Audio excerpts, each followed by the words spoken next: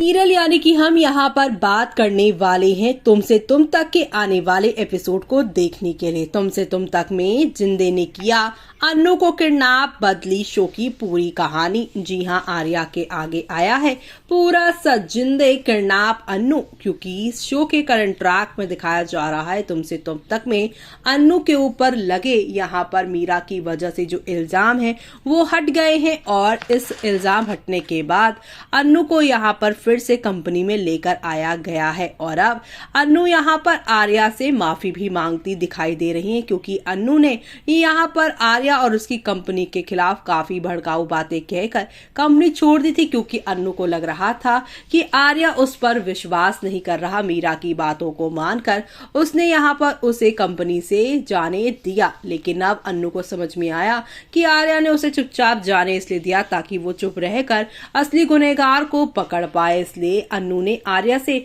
माफी भी मांगी, लेकिन अन्नू के आने से फिर से जिंदे और मीरा जो यहाँ पर काली घिनौनी साजिशों को अंजाम दे रहे हैं आर्या के पीठ पीछे, उसका पर्दाफाश अन्नू कर सकते हैं। इस बात का डर जिंदे को सता रहे हैं, और अब जिंदे इसी डर की वजह से अन्नू को किडनैप कर लेगा, और अब आर्या के सामने जिंदे का ये घिनौना सच सामने आ जाएगा।